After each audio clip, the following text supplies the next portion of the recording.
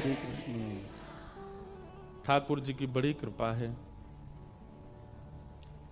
भारत में कुछ प्रांत ऐसे हैं, हमको तो सब जगह जाने का अवसर मिलता है ठाकुर जी की कृपा से, पर कुछ प्रांत ऐसे हैं जहां जाकर के मन, बुद्धि, तन, चित्त सब प्रसन्न होते हैं।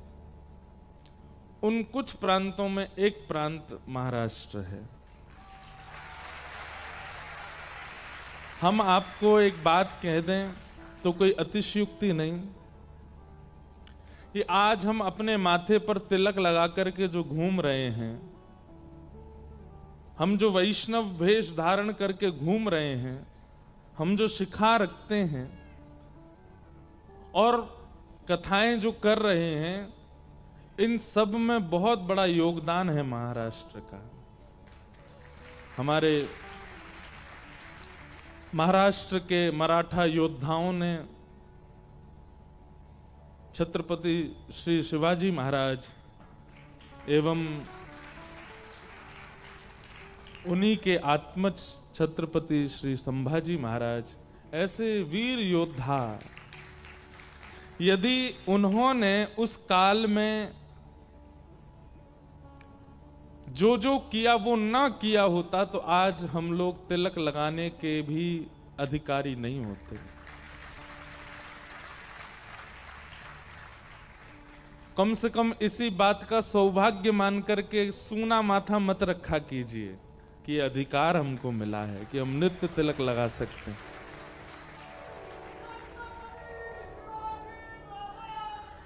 जय हो।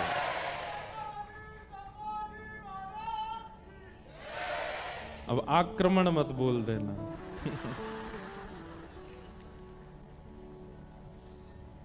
हम तो अपनी कृतज्ञता व्यक्त कर रहे हैं क्योंकि इस भूमि पर आए हैं। आगामी 7 दिनों तक यहीं की हवा, यहीं की वायु, यहीं का जल, यहीं का अन्न लेना है।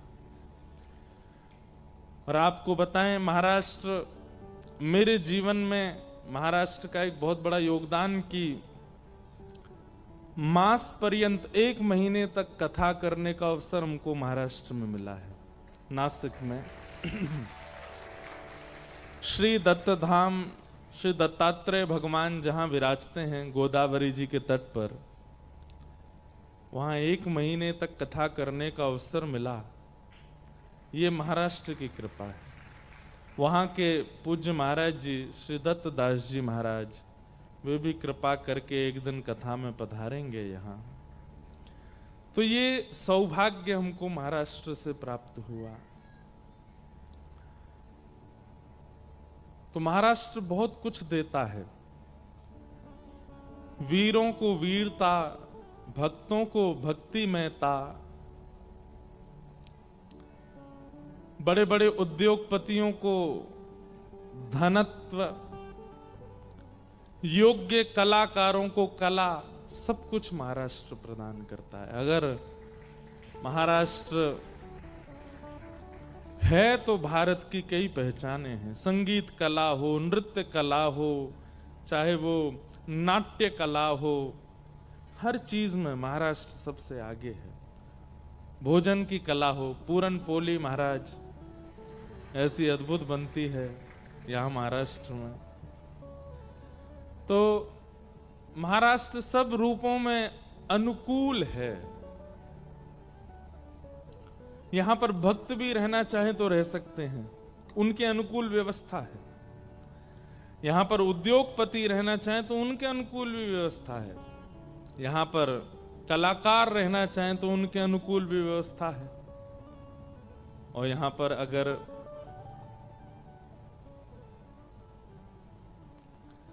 कोई उल्टी बुद्धि वाला रहना चाहे तो उसके लिए भी व्यवस्था है। सबको समेटता है महाराष्ट्र। ऐसी महाराष्ट्र की इस पावन भूमि को हम बारंबार प्रणाम करते हैं। और एक बात देखिए, सारे संप्रदाय एक साथ रहते हैं। शैव सबसे ज्यादा महाराष्ट्र में, शाक्त सबसे ज्यादा महाराष्ट्र में, देवी अर्चन करने वाले, स्मार्त गणेश जी की वंदना करने वाले सबसे ज्यादा महाराष्ट्र में, वैष्णव पंडरीनाथ को भजने वाले सबसे ज्यादा महाराष्ट्र में, और कुछ रह गए वो तो आप लोग सोच लो। दत्त भगवान के उपासक सबसे ज्यादा महाराष्ट्र में, श्री कार्तिकेय भगवान के उपासक सबसे ज्यादा महाराष्ट्र में, और ऐसों को वंदन करने वाले जो भगवान भी नहीं है वो भी सबसे ज्यादा महाराष्ट्र में। सब प्रकार के लोग एक साथ महाराष्ट्र में रहते हैं। राम भक्त भी सबसे ज्यादा महाराष्ट्र में। अभी सौभाग्य है हम लोगों का कि इस नववर्ष ने भुसावल वालों को श्रीमद् भागवत की कथा उपहार में प्रदान की है। परसों हमारा नववर्ष प्रारंभ हुआ है, हम भारतीयों का नववर्ष प्रारंभ हुआ है, और आप सब भुसावल वालों को बड़ी कृपा करके ठाकुर जी ने कथा प्रदान की है इस नववर्ष में। रामनवमी आएगी, अभी नवरात्रि के पावन दिन चल रहे हैं, इसीलिए हम थोड़े बाबा जी से दिख रहे हैं। अब क्या करें, बाबा जी रहें चाहे लाला बन के रहें, हैं तो दोनों एक दूसरे के ही। बाबा के लाला की जय, लाला के बाबा की जय, बाबा लाला दोनों की जय। अभी अभी हमारे हाथ में यहाँ का जो निमंत्रण पत्र है वो आया, और सबसे मुख्य पृष्ठ पर हमारे प्यारे गिरधर लाल, और यहाँ भागवत कथा तिथि, और नीचे लिखा आयोजक प्रभु श्री जगन्नाथ। श्री जगन्नाथ महाप्रभु कथा के आयोजक हैं।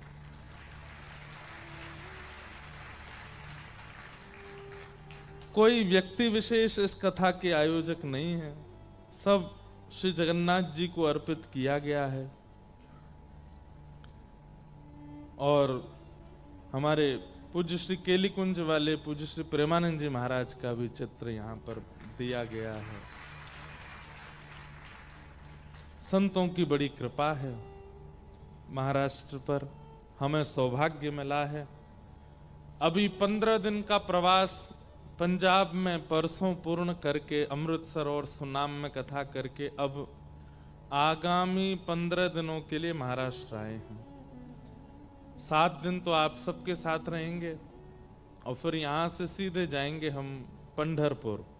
वहाँ श्री पंडरीनाथ जी को प्रणाम करके फिर कोल्हापुर में 4 दिन का है, 4 दिन का भक्त चरित्र, वहाँ वैष्णव भक्तों के चरित्र, महाराष्ट्र के भक्तों के चरित्र, श्री जनाबाई जी, तुकाराम जी, नामदेव जी, एकनाथ जी, सबके जो जो चरित्र मन में आते जाएंगे, श्री पंडरीनाथ भगवान के मंगल भक्तों के चरित्र वहां सुनाने का अवसर मिलेगा। और फिर उसके बाद तो कथाओं के क्रम है, फिर हम नासिक में फिर आ रहे हैं, जहां यहाँ से शायद 3 घंटे का रास्ता है नासिक का। तो श्री दत्त धाम में 1 महीना तो इस बार बहुत प्रयास तो कर रहे हैं कि कैसे भी हम समय निकाल पाएं, 1 महीने फिर से वहां रुकने का अवसर मिले। पर सप्ताह ब्रजरस चर्चा, भागवत जी नहीं है, ब्रज के रसिकों की और ब्रज के रस की चर्चा श्री गोदावरी जी के तट पर 8 से 15 मई तक, मई ना 8 से 15 मई नासिक में फिर रहेंगे। परम आनंद परम सुख मिल रहा है आप सबके बीच आकर के। कथा के प्रारंभ में हमारे एक पंडित जी महाराज को श्री जगन्नाथ जी ने कुछ प्रसाद प्रदान कर दिया। कोई आपत्ति विपत्ति आनी होगी तो श्री ठाकुर जी ने एक ही व्यक्ति को ही सबके रूप में थोड़ा प्रसाद दिया है। कई बार ऐसा होता है, देखो एक बात हम आपसे कहें, कई बार बहुत भजनानंदी व्यक्ति को ही ठाकुर जी पकड़ते हैं। कई बार बहुत नियम से रहने वाले व्यक्ति को ही ठाकुर जी छेड़ते हैं। हम इसके पीछे एक उदाहरण एक मन में ऐसा आता है कि क्लास में जो बच्चा फेल ही होता रहता है, अगर वो फिर से फेल हो जाए तो टीचर उसको फिर कुछ ना तो डांटता है ना मारता है, क्योंकि टीचर को पता है कि ये फेल ही रहता है। लेकिन जो अव्वल आने वाला बच्चा है, जो सबसे बढ़िया है, अगर उसका 1 मार्क्स भी कम आता है तो टीचर उससे कहता है, भाई तुमसे ये उम्मीद नहीं थी हमको, तुम ऐसा कैसे कर सकते, तुम्हारे तो 99% आने चाहिए, तुम 90 पे कैसे अटक गए। उसके मन में आता है कि वो फेल हो रहे हैं बच्चे, आप उनको डांट नहीं रहे, मुझसे बात भी नहीं कर रहे हो, मेरे को इतना छेड़ रहे हो क्यों? क्योंकि आप श्रेष्ठ हो। श्रेष्ठ को डांटा जाता है, श्रेष्ठ से कहा जाता है, श्रेष्ठ से ही लड़ा जाता है। अब यहां इतने सारे लोग मंच पर आए, छोटे छोटे बच्चे भी थे, इतनी माताएं सब भगवत पूजन करने के लिए मंच पर आईं, किसी को भी कोई पीड़ा नहीं हुई। लेकिन हमारे श्रेष्ठ पंडित जी महाराज जैसे ही गए तो उनको थोड़ा सा लगा। एक बार को तो मन बहुत विचलित हुआ, लेकिन व्यासपीठ पर बैठते हैं ना, तो यहां बैठ करके सबको शांति प्रदान करने वाला खुद अशांत है तो कैसे शांति देगा। मन में बस भाव आया कि नहीं, कुछ विपत्ति, आपदा, पीड़ा कुछ थी बड़ी, एक श्रेष्ठ को ही ठाकुर जी ने थोड़ा दे करके सबके जो आपदा विपत्ति होंगी उन सब का हरण किया है। तो और दूसरा, क्योंकि जगन्नाथ जी आयोजक बना दिए ना, वो तो स्वयं प्रेम विगलित ठाकुर जी हैं, प्रेम में पिघले हुए ठाकुर जी हैं। और जो प्रेम में पगा होता है, प्रेम में डूबा होता है, वो सबको प्रेमास्पद बनाने के लिए इच्छा रखता है चित्त में।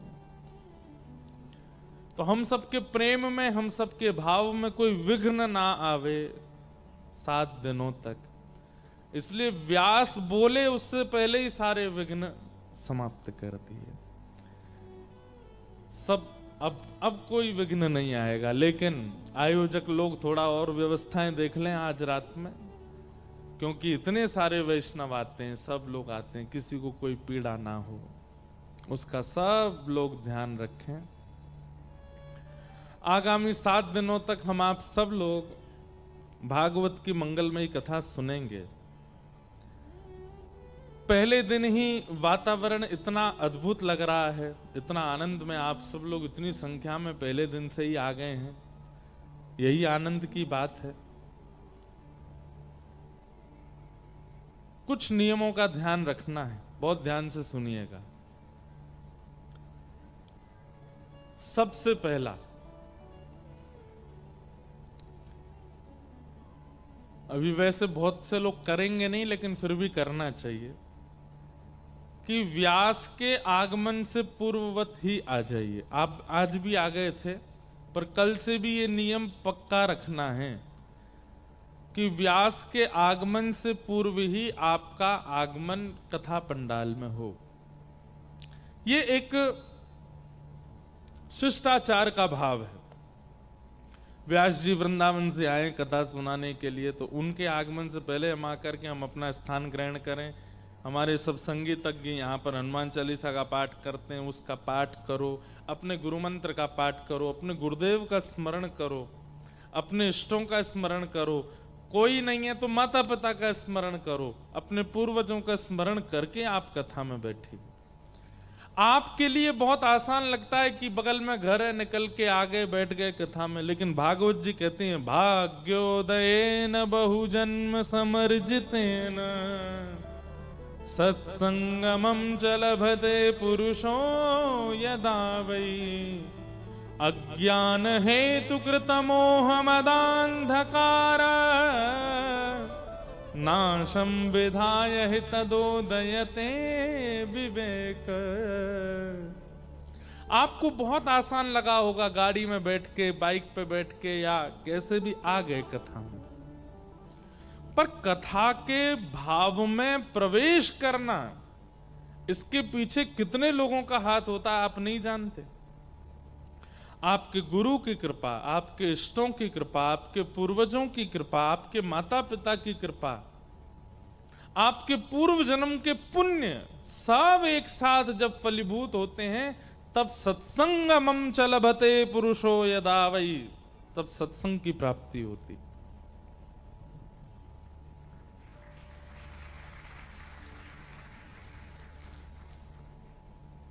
जरूरी नहीं हर बात पर ताली बजे।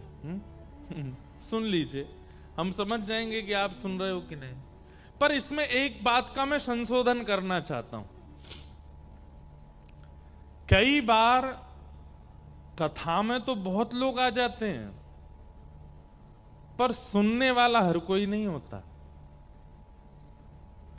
हजारों की तादाद में, लाखों की तादाद में लोग कथा में आ जाते हैं, पर सुनने वाले 100 ही हैं, सुनने वाले 500 ही हैं, सुनने वाले 1000 ही हैं।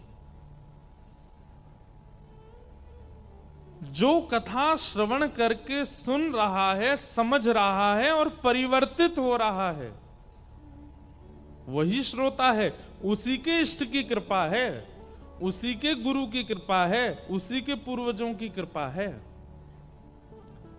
विद्यार्थी तो हजारों जाते हैं विद्यालय में, पर श्रेष्ठ विद्यार्थी गिनती के ही होते हैं जो पढ़ाई में अच्छे होते हैं।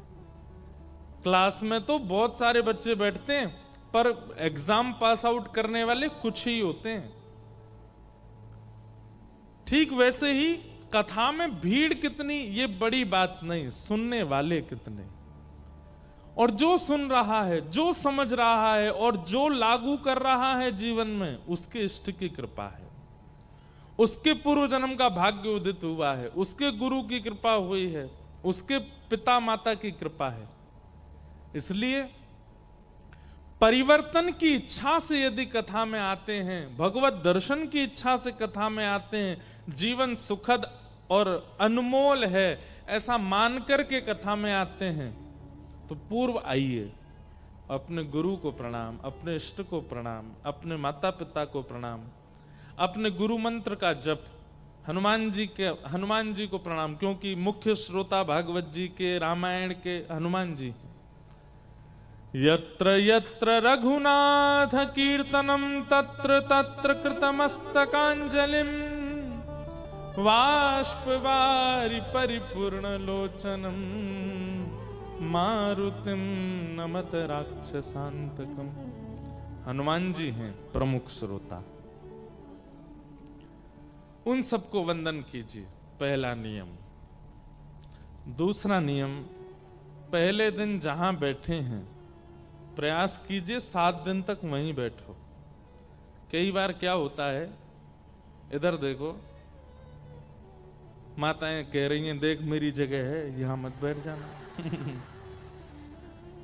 हमारी बात सुनो, उसके पीछे कारण क्या है। वक्ता कई बार आपसे आई कांटेक्ट करता है, कई बार आपको देखता है, और ऐसा मैंने अनुभव किया है कि व्यास मंच पर बैठ के जैसी कथा प्रारंभ होती है ना, वक्ता और श्रोता एक दूसरे के मन के भाव समझने लग जाते हैं। अब श्रोता यदि स्थान परिवर्तित करता रहता है, इधर उधर कहीं भी बैठता रहता है, तो वक्ता से उसका जो कांस्टेंट एक लगाव है वो नहीं बन पाता। इसलिए स्थान एक ही रखिए। कई बार आप बेमन से कथा सुन रहे हो, लेकिन स्थान एक ही चुना 7 दिन तक, तो भी कथा बहुत हद तक आपके चित्त में चली जाएगी। इसलिए स्थान मत छोड़िएगा। आसन का, स्थान का बहुत महत्व है। आज चुन लीजिए, और हो सके तो बगल वालों को बोल दो कल मैं यहीं बैठूंगा। और कोई बुराई नहीं इसमें। अपना आसन संग लाइए, उस पर बैठिए। हाँ बस ठीक है, हो गई बात। सुनो अब कथा। दूसरा नियम। तीसरा नियम, जिज्ञासाओं के बगैर कथा मत सुनिएगा। वो बात अलग है कि आप पूर्व में इतने रसिक जनों की, संत जनों की कथाएं सुन चुके हैं कि अब आपके चित्त में कोई जिज्ञासा नहीं है, तो बहुत अच्छी बात है। मन में कोई अभिलाषा नहीं है, कोई प्रश्न नहीं है, कोई जिज्ञासा नहीं है, तो बहुत अच्छी बात है। लेकिन अगर है तो उसको धारण करके कथा श्रवण कीजिए। जिज्ञासा कोई संसारी नहीं होनी चाहिए। जिज्ञासा भगवत संबंधी, शास्त्र संबंधी, धर्म संबंधी और जीवन संबंधी होनी चाहिए, कल्याण संबंधी होनी चाहिए। जिज्ञासा धारण करके कथा सुनिए और 2 दिन तक प्रतीक्षा कीजिए। यदि जिज्ञासा का समाधान अपने आप मन से हो जाए तो अच्छी बात। यदि मंच से आपकी जिज्ञासा का समाधान ना हो तो 2 दिन बाद कहीं लिख करके मंच पर भिजवाइए। आपके जो प्रश्न हैं, जो जिज्ञासा है, आने से पूर्व यहां दीजिए, हम आके पढ़ लेंगे। अगर गुरु कृपा से उत्तर आता होगा तो आपको देंगे, नहीं तो अपने गुरुजनों से पूछ करके आपको उत्तर देंगे। जिज्ञासा धारण कीजिए। हमारे शास्त्र आज्ञा करते हैं कि ज्ञान जिज्ञासा के पात्र में ही टिकेगा। यदि किसी के चित्त में जिज्ञासा का पात्र नहीं है तो उसका ज्ञान टिक नहीं सकता, वो बह जाएगा। भाई, रस अगर उड़ाया जा रहा है, पात्र होगा तो रस रख लोगे, और खाली हाथ होगे तो रस में नहा लोगे, रस को ऊपर ले लोगे, पर थोड़ी देर बाद वो रस चला जाएगा। पात्र में होगा तो रस रखा जा सकता है, रस को संजोया जा सकता है, रस को स्थापित किया जा सकता है। इसलिए जिज्ञासा का पात्र रखिएगा चित्त में। भले ही आपको पता है पंडरीनाथ भगवान ऐसे क्यों खड़े होते हैं, लेकिन फिर भी जिज्ञासा रखिए, हमें जानना है फिर भी क्यों खड़े हैं।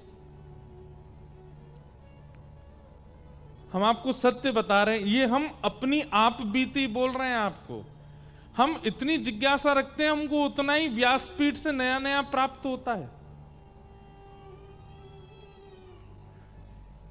विठ्ठल भगवान पंडरीनाथ कैसे खड़े हैं? सुंदर ते ध्यान उभे विटेवरी, सुंदर ते ध्यान उभे विटेवरी, सुंदर ते ध्यान करे कटावरी, ठे बुनिया सुंदर ते ध्यान। हमको ज्यादा तो नहीं आती मराठी, और अभंग भी थोड़े बहुत सुने सुनाए जो याद है हम वही गा देते, लेकिन प्रयास करेंगे कि याद करके आपको सुना सकें। ठाकुर जी कमर पे हाथ धर के क्यों खड़े? अब इसका सीधा अर्थ जो सबको पता है वो ये है कि पुंडलीक को दर्शन देने के लिए भगवान गए, और पुंडलीक माता पिता की सेवा में इतना व्यस्त था कि पुंडलीक ने ठाकुर जी को एक आसन के रूप में ईंट वीट ठाकुर जी की ओर प्रस्तावित की। ठाकुर जी उस पर प्रतीक्षात्मक रूप से खड़े हो गए, प्रतीक्षा कर रहे हैं। पुंडलिक की जब सेवा पूरी हो जाएगी तो मेरा दर्शन करने आएगा, तो जैसे कोई प्रतीक्षा मतलब इंतजार करने वाला ऐसे खड़ा रहता है ना, ऐसे ठाकुर जी इंतजार कर रहे हैं। आज लाखों की तादाद में वैष्णव पंढरपुर के दर्शन करने जाते हैं। उन लाखों में कोई एक पुंडलीक जैसा है, उसी के लिए ठाकुर जी ऐसे खड़े, उससे मिलने के लिए। पूरी दुनिया ठाकुर जी के दर्शन की प्रतीक्षा करती है, पर एकमात्र पूरे भारत में महाराष्ट्र में पंढरपुर ऐसा है जहां पर भक्त की प्रतीक्षा ठाकुर जी कर रहे हैं। आप लंबी लाइन में लग के जब पंडरीनाथ भगवान के सामने जाते हो तो पहली दृष्टि पड़ते ही मन में भाव आता है। ठाकुर जी मानो यूं कह रहे हो, अरे भैया कहाँ ते आ रहे हो, कितने दिनों बाद आए हो, देख मैं तेरी कितनी प्रतीक्षा कर रहा हूं, कब तक खड़ा हूं यहाँ पे, तू आ जाए हो मेरे पास। ठाकुर जी प्रतीक्षा कर रहे हैं हमारी, इसलिए ठाकुर जी ऐसे खड़े हैं। एक भाव, ये सार्वजनिक भाव है, सबको पता है, लेकिन ठाकुर जी का यहां हाथ रख के खड़ा होना, इसके प्रति जब मैंने जिज्ञासा रखी तो इसके पीछे अनेक भाव प्रकट हुए। ध्यान से सुनना। ठाकुर जी ऐसे क्यों खड़े हैं? और एकमात्र पंढरपुर ऐसा स्थान है जहां पर प्रत्येक भक्त ठाकुर जी के चरणों से लिपट करके, स्पर्श करके प्रणाम कर सकता है। ठाकुर जी मानो ऐसा कह रहे हो, तू एक बार चरणन में प्रणाम कर और तेरे ऊपर जितने संकट हैं, जितनी आपत्ति हैं, जितनी विपत्ति हैं, जितने काम क्रोध लोभ मोह जितने हैं तेरे जीवन में, सबको कह देना मेरे पंडरीनाथ खड़े हैं। मानो रक्षात्मक भाव से ठाकुर जी ऐसे खड़े, जैसे दो बच्चों में लड़ाई हो गई। अब एक बच्चे ने दूसरे को थोड़ा पीट दिया, तो जो पिट गया वो दौड़ा दौड़ा अपनी मां के पास गया, मां मुझे उसने मारा। तो उसकी मां बाहर निकल के आती है, तो वो कैसे आती है? ऐसे ही आती है, रुक जा मैं बताती हूं तुझे, तैने इसको हाथ कैसे लगाया, तू जानता नहीं है ये मेरा बेटा है। तो ये रक्षात्मक भाव है। मानो श्री पंडरीनाथ भगवान के चरणों में एक बार जो वंदन करता है, ठाकुर जी उस वंदन कर्ता को पीछे खड़ा करते हैं और उससे कहते हैं तेरे जीवन के जितने संकट हैं आने दे सबको, मैं खड़ा हूं आगे, तू सुरक्षित रहे, तू आनंद कर। तो एक बार पंडरीनाथ जी को प्रणाम करने के बाद विश्वास चित्त में धारण कर लीजिएगा कि श्री विठल है ना साथ में, वो खड़े हैं आगे, सारे आर्तों को, सारे कष्टों को, सारी पीड़ाओं को नष्ट करने के लिए वो खड़े हैं ना आगे। दूसरा भाव। तीसरा भाव, ठाकुर जी कटी पर हाथ धर के क्यों खड़े? मानो ठाकुर जी हम सबको आज्ञा दे रहे हैं कि भाई मानस जी में, वाल्मीकि रामायण में, भागवत जी में, महाभारत में, वेदों में, पुराणों में, सब जगह क्या लिखा है कि भवसागर इतना गहरा है, इतना गहरा है कि पूरे पूरे विश्व के मानव उसमें डूब जाएंगे। ये संसार रूपी सागर इतना गहरा है कि इससे निकल पाना, इसमें तैरना, इससे बाहर आ पाना बहुत मुश्किल है। लेकिन ठाकुर जी मानो हम सबको ये आज्ञा दे रहे हैं, तो एक बार चरणों में प्रणाम कर, एक बार मेरा हो जा, तेरे लिए भवसागर इतना ही है, बस कमर कमर तक पानी है, इससे ज्यादा नहीं है। संसार इसमें डूब रहा होगा, पर मेरे आश्रित जो हैं, मेरे को जो भजते हैं, मेरे बताए गए मार्ग पर जो चलते हैं, उनके लिए भवसागर इतना ही है, इससे ज्यादा नहीं है। कितना सुंदर भाव। ये भाव हमारे श्री ज्ञानेश्वर माउली, उन्होंने ये भाव कहा है ठाकुर जी के ऐसे खड़े होने का, कि मानो ठाकुर जी सबको संकेत कर रहे हैं कि जो कृष्ण पथ पर, भक्ति पथ पर, भजन पथ पर चल पड़ा है, उसके लिए भवसागर इतना ही है, इससे ज्यादा गहरा नहीं है। कमर कमर तक जहां जल होता है ना, वहां आप पूरी नदी पार कर लेते हो, आपको भय नहीं लगता। तो ठाकुर जी आप सबको संकेत कर रहे हैं, तुम्हारे लिए केवल इतना ही है, इससे ज्यादा नहीं। और पंढरपुर आप दर्शन करने जाओगे तो वहां पे विठल भगवान भी ऐसे ही खड़े हैं, रुक्मणी जी भी ऐसी खड़ी हैं, वहां जिसके दर्शन कर लो सब ऐसे ही खड़े हैं। हम दर्शन करने गए तो पीछे श्री हमारी किशोरी जी भी खड़ी हैं, वहां श्री राधा रानी का भी मंदिर है, वो भी ऐसे ही खड़ी है। मानो वो भी संकेत कर रही हैं, सब संकेत कर रहे हैं कि भैया तू एक बार ठाकुर जी की शरण में आ गया, तेरे लिए इतना ही है भवसागर, इससे ज्यादा गहरा नहीं है। तू निश्चिंत होकर के अपने जीवन का यापन कर, तू डूबेगा नहीं। इसलिए ठाकुर जी ऐसे खड़े। बहुत भाव हैं, ऐसे क्यों ठाकुर जी खड़े हैं? इसके पीछे एक बड़ा गंभीर भाव भी है। ठाकुर जी मानो आज्ञा कर रहे हैं, बोले भैया कटी पर हाथ धर के मानो उदर के लिए संकेत कर रहे हैं, बोले इसको संभाल लो बस।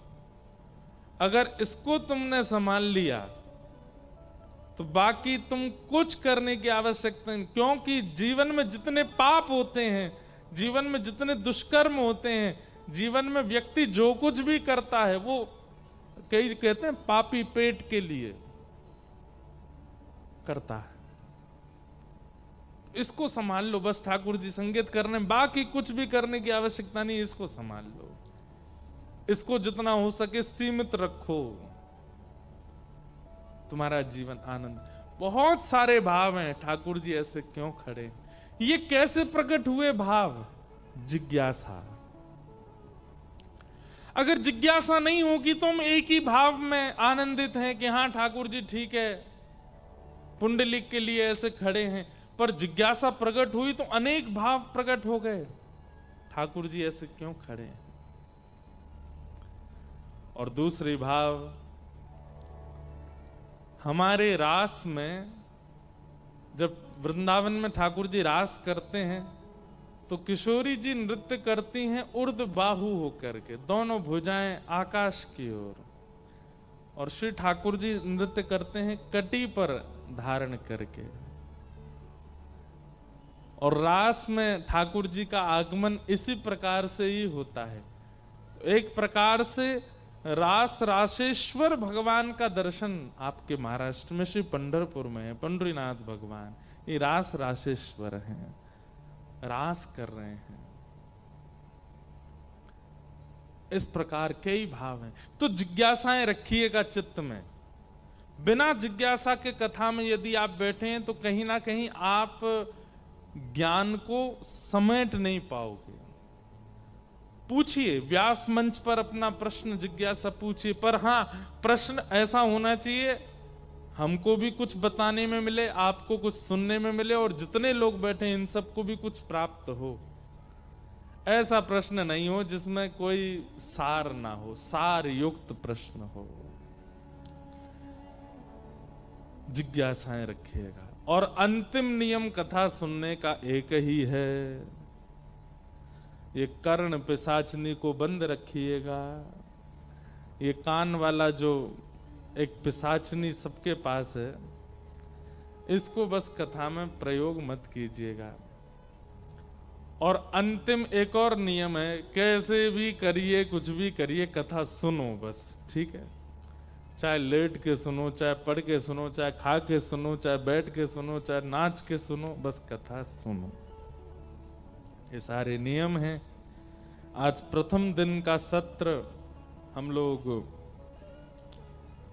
मंगलाचरण के साथ प्रारंभ करते हैं और आज महात्म की कथा श्रवण करेंगे। सच्चिदानंद रूपाय विश्वोत्पत्त्यादि हेतवे तापत्रय विनाशाय श्री कृष्णाय वयं नमः। यं प्रव्रजन्तमनुपेतमपेतकृत्यम् द्वैपायनो विरह कातरया जुहाव पुत्रेति तन्मयतया तरवोभिनेदु तं सर्वभूतानां भक्त हृदय मुनिमानतोऽस्मि। सच्चिदानंद रूपाय,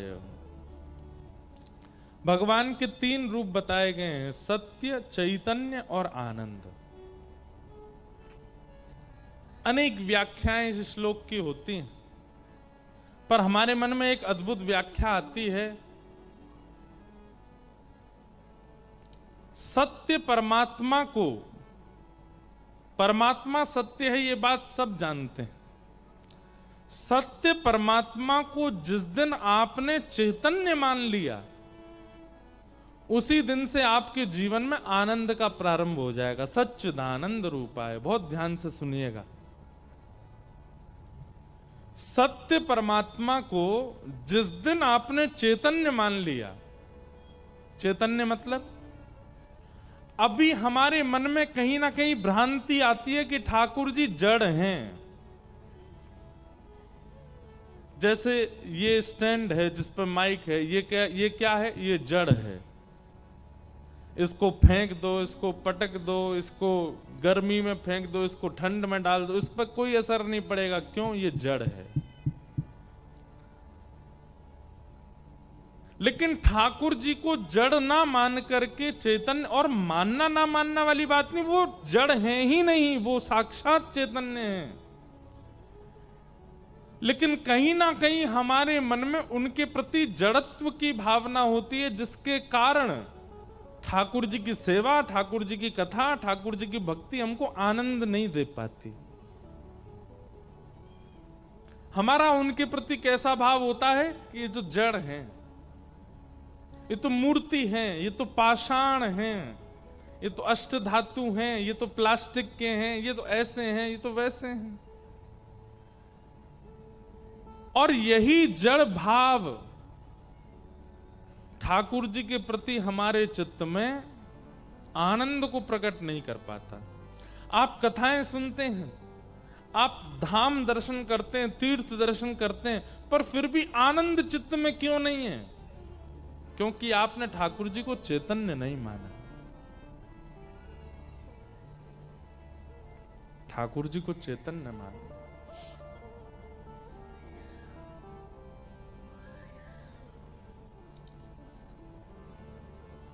श्री तुकाराम जी महाराज, श्री नामदेव जी महाराज, इन्होंने ठाकुर जी को जड़ नहीं माना, चैतन्य माना। श्री भक्तिमती मीराबाई, ठाकुर जी उनके लिए जड़ नहीं है, चैतन्य है।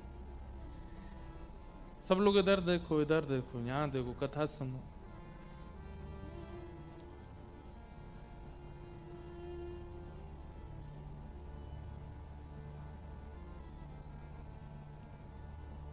जनाबाई, ठाकुर जी को जड़ नहीं माना, चैतन्य।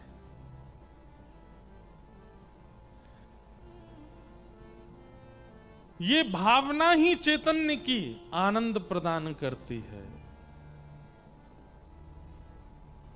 हमारे मन में कहीं ना कहीं ये भाव रहता है कि ठाकुर जी जड़ हैं,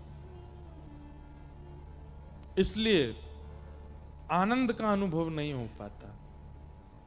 हां, भजन करने में सुख मिलता है, नाम करने में सुख मिलता है, कथा सुनने में सुख मिलता है, पर सुख किसको कहते हैं? जो बहुत लंबे समय तक ना रहता हो व्याप्त, उसको सुख कहते हैं।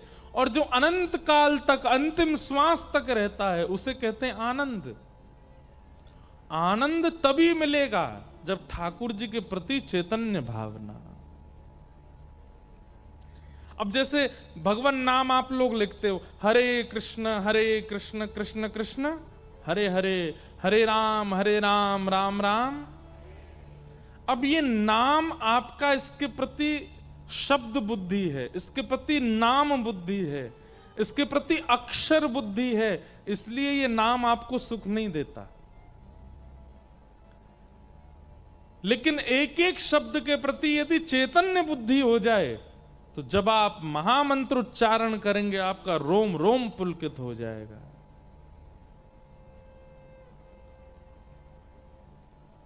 ठाकुर जी के प्रति, ठाकुर जी के नाम के प्रति, ठाकुर जी की सेवा के प्रति, ठाकुर जी की कथा के प्रति जड़ बुद्धि मत रखिए। बहुत सुंदर बात है, ध्यान से सुनिएगा।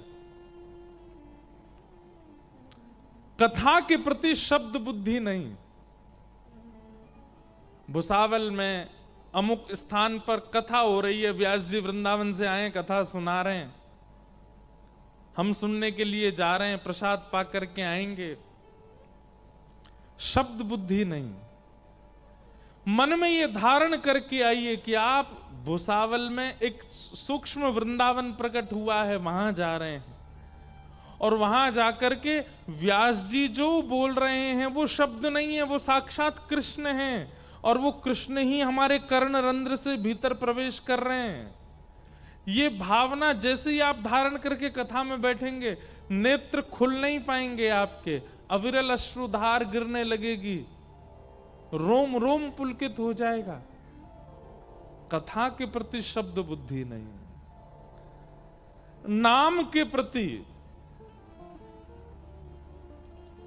आपसे कहा जाता है कि नाम जपो, आप नाम जैसे ही बोलते हैं, नाम बोलते ही आपके उसके प्रति अक्षर बुद्धि होती है, अक्षर नहीं, चैतन्य। जब आप कहो हरे कृष्ण, तो आपके नेत्रों में ठाकुर जी का वह अद्भुत रूप प्रकट होना चाहिए। हरे कृष्ण दूसरी बार कहो तो दूसरा रूप प्रकट होना चाहिए।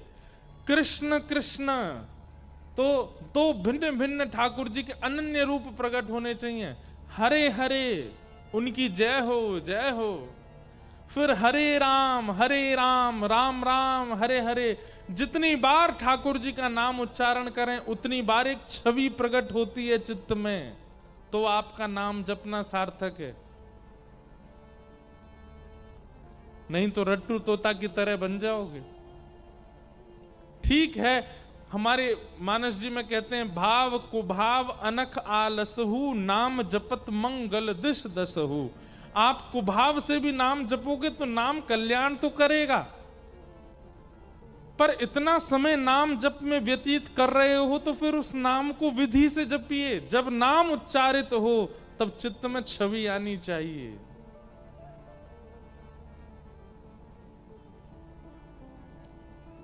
तब चित्त में स्वरूप आना चाहिए।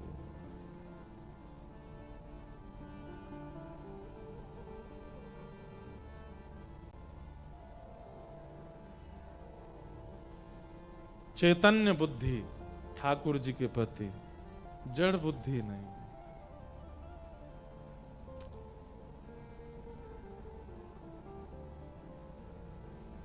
आप लोग कहते हैं, कई बार लोग मिलते हैं, महाराज जी सेवा का कोई नियम बताइए। हम ये कहते हैं, ठाकुर जी को जिस दिन आप चैतन्य मान लेंगे उस दिन आपको किसी से पूछने की आवश्यकता नहीं है कि सेवा का नियम क्या है। चैतन्य स्वरूप ठाकुर जी का अपने आप सेवा कराएगा आपसे।